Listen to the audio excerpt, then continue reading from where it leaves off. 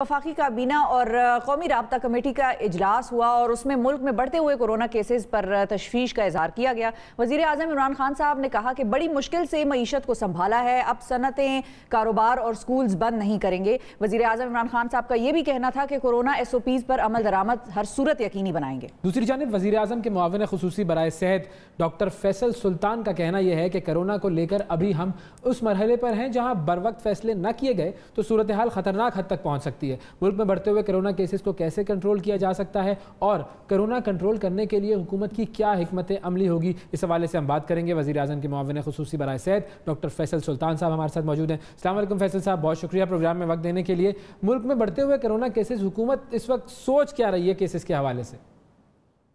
इस वक्त जो हिकमत अमली और तदबीर इस्तेमाल होगी उसका ताल्लुक उन्हीं तमाम तरीक़ाकार से है जो गुज़िश्ता लहर में भी इस्तेमाल की गई। वो क्या हैं? वो ये हैं कि अदाद शुमार की रोशनी में और एनालिसिस की रोशनी में ये देखा जाए कि वो कौन सी चीज़ें और एक्टिविटीज़ हैं जिनको कुछ रिस्ट्रिक्ट करके हम बीमारी की शरह में भी कमी कर सकते हैं और साथ साथ जो हमारी इक्तिसादी ज़िंदगी है उसको भी जारी रख सकें। इन दोनों चीज़ों के दरमियान रास्ता ढूंढना है, और जैसे कि पहली दफ़ा भी ऐसे ही किया था और अब भी यही हिकमत अमली होगी। अच्छा डॉक्टर साहब, ये बताइए कि वज़ीर आज़म खान साहब ने ये कहा है कि बड़ी मुश्किल से मईशत को संभाला है और फिर वो ये कह रहे थे कि अब सनतें, कारोबार, स्कूल्स वगैरह बंद नहीं करेंगे, तो आपके पास फिर तरीक़ाकार है क्या कोरोना को कंट्रोल करने का? जी, ये बहुत अच्छा सवाल है। बात यह है कि किसी भी चीज़ को हल करने के लिए आप जो इक़दाम करते हैं वो ब्लंट या बहुत भारा या ऐसा हो सकता है जो कि बहुत सी मुख्तलिफ चीज़ों को असरअंदाज करे। इसके बरक्स जब आप समझदारी से कोई इक़दाम करें तो उसमें उसकी मुनफरिद ख़ुसूसियत ही यही होती है कि वो जो बीमारी है या जो आपका टारगेट है, जो आप चीज़ अचीव करना चाह रहे हैं, उसको इम्पैक्ट करे लेकिन बाकी सारी चीज़ को ना ख़राब करे। मिसाल के तौर पे बजाय इसके कि सारा मुल्क लॉकडाउन किया जाए, ये सारी सनतें बंद कर दी जाएं, जो चीज़ ज़्यादा अहम है वो ये कि वो कौन सी चीज़ें हैं जिससे बीमारी की रोकथाम ज़्यादा आसानी से मुमकिन हो सकती है। उसमें जब तो वाज़े हो चुका है, जब पहली लहर आई थी शायद ये बात इतनी साफ नहीं थी, लेकिन अब ये वाज़े हो चुकी है कि मास्क का इस्तेमाल एक बहुत कलीदी किरदार रखता है इस बीमारी के फैलाव की रुकावट में। दूसरी चीज़ ये है कि चूंकि मौसम सरमा है, सर्दियों के मौसम में बहुत अहम है कि हम जो क्राउड हैं, जो एक कमरे के अंदर ज़्यादा लोग इकट्ठे होते हैं, उससे इज्तनाब बरता जाए और कमरों में वेंटिलेशन यानी हवादारी का जो निज़ाम है उसको मौसर बनाया जाए। अब ये वो चीज़ें हैं जो किसी सूरत भी किसी इकोनॉमिक एक्टिविटी को डायरेक्टली इम्पैक्ट नहीं करती लेकिन बीमारी को करती हैं। तो ये इस तरह के इक़दामात हैं जो किए जा सकते हैं और जो किए जाने चाहिए।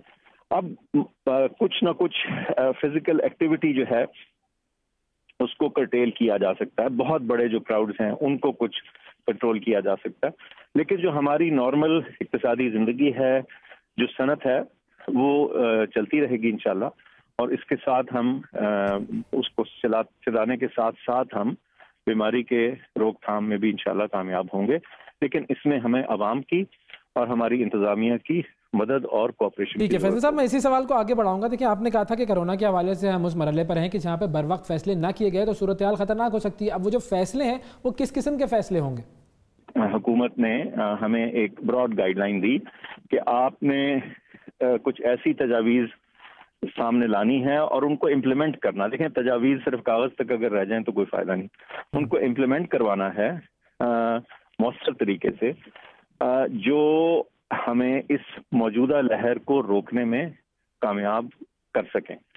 उनमें अगर कोई ऐसी चीज़ होती है जिसमें कुछ ऐसी रिस्ट्रिक्शन है जो इक्तिसादी एक्टिविटी को बराह रास्त ज़्यादा ना इफेक्ट करे, तो उसको यकीनन इस वक्त सोचना चाहिए और उसको इम्प्लीमेंट करना चाहिए।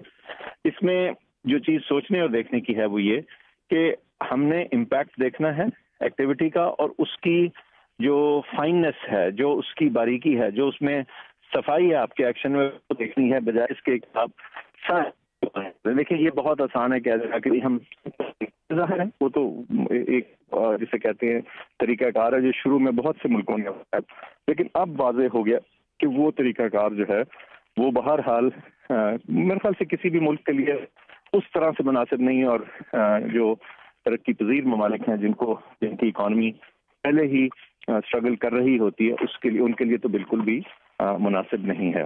اچھا ڈاکٹر صاحب یہ بھی بتائیے کہ کورونا کیسز کی اب ہم پیک کیا ایکسپیکٹ کریں، کیسز کہاں تک جا سکتے ہیں؟ ایسے ہے کہ گزشتہ لہر کے دوران بھی یہ سوال پوچھا جاتا تھا اور میرا جواب یہی ہوتا تھا کہ جب ایک دفعہ کیسز بڑھنا شروع ہو جائیں تو اس چیز کا تعین کرنا کہ یہ کہاں جا کے رکیں گے یہ اتنا آسان نہیں ہوتا۔ بہت سے لوگ ڈیٹا ماڈلنگ وغیرہ کرتے ہیں، لیکن آپ نے دیکھا کہ بہت سی ماڈلنگ جو تھی پچھلی دفعہ وہ انتہائی ان ایکوریٹ ثابت ہوئی۔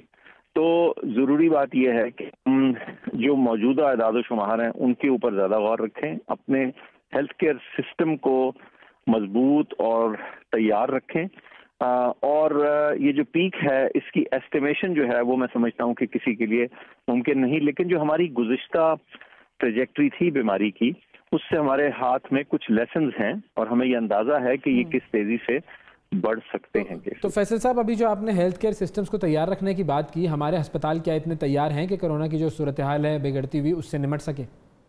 میں سمجھتا ہوں کہ جو پہلے محنت کی گئی تھی وہ اب کام آئے گی۔ اس میں بہت سی تیاری کا تعلق فزیکل انفراسٹرکچر سے تھا، بیڈ سے تھا، آکسیجن سے تھا، وینٹیلیٹرز کی فراہمی سے تھا، سٹاف کی فراہمی سے تھا، سٹاف کی ٹریننگ سے تھا۔